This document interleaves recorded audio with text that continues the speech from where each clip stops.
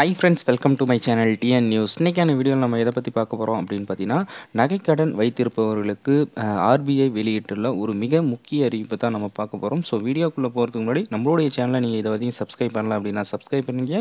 இந்த ஒரு வீடியோவை ஸ்கிப் பண்ணாமல் பாருங்கள், அப்போ தான் வந்து உங்களுக்கு முழு தகவலும் தெரிய வரும். வாங்க ஃப்ரெண்ட்ஸ், வீடியோக்குள்ளே போகலாம். ஸோ நகைக்கடன் வைத்திருப்பவர்களுக்கு ஆர்பிஐ என்ன சொல்லியிருக்காங்க அப்படின்னு பார்த்தீங்கன்னா, நகைக்கடனை பொறுத்தவரை வந்து மக்கள் அன்றாட தேவைகளுக்காகவும் பல்வேறு வகையான அந்த விவசாய தேவைகளுக்காக தான் வந்து நகைக்கடன்களை வந்து வைக்கிறார்கள்.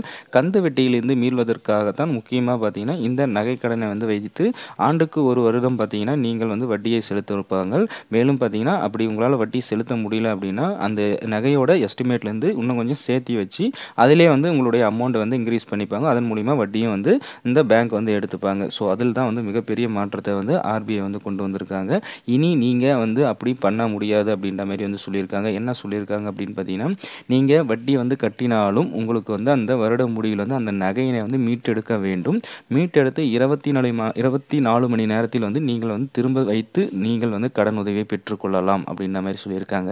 ஏன் அப்படி சொன்னாங்க அப்படின்னு பார்த்தீங்கன்னா, அந்த நகை அளவீட்டாளர்கள் வந்து இதில் வந்து முறைகேடு வந்து ஈடுபட்டுள்ளதாக கண்டறியப்பட்டதால் இது போன்ற ஒரு மாற்றத்தை வந்து ஆர்பிஐ வந்து கொண்டு வந்துள்ளதாகவும் தெரிவிக்கப்பட்டுள்ளது.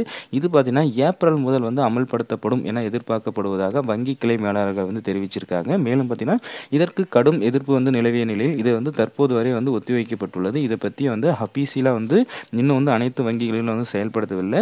மார்ச் மாதம் இறுதி வரை பார்த்தீங்கன்னா நீங்கள் பழைய ரூல்ஸ் என்னவோ அந்த ரூல்ஸ் தான் வந்து ஃபாலோ பண்ணிட்டு இருக்கோம் அப்படின்ற மாதிரி வங்கி அலுவலர்கள் வந்து தெரிவிச்சிருக்காங்க. ஸோ மேபி ஏப்ரல் முதல் வாரத்திலிருந்து இந்த ஆர்பிஐ வெளியிட்டுள்ள அறிவிப்பை வந்து ஃபாலோ பண்ணுவாங்க அப்படின்ற மாதிரி வந்து வங்கி அலுவலர்கள் வந்து தெரிவிச்சிருக்காங்க. ஸோ நீங்கள் வந்து மார்ச் மாதத்துக்குள் நீங்கள் வட்டி கட்டுற மாதிரி இருந்துச்சுன்னா உடனடியாக போய் நீங்கள் வந்து வட்டி கட்டிக்கொள்ளலாம்.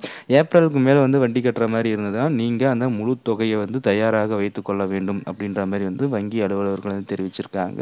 உங்களுக்கு அந்த சட்டம் வந்து அஃபீஷியலாக அனௌன்ஸ் பண்ணிட்டாங்க அப்படின்னா நீங்கள் முழு தொகையும் கட்டி அதற்கு பிறகு 24 ஹவர்ஸ் கழித்து தான் வந்து மீண்டும் வந்து உங்களால் வந்து அந்த நகையை வைத்து மீண்டும் அந்த அமௌண்ட்டை வந்து எடுக்க முடியும் அப்படின்ற மாதிரி வந்து வங்கி அலுவலர்கள் வந்து தெரிவிச்சிருக்காங்க.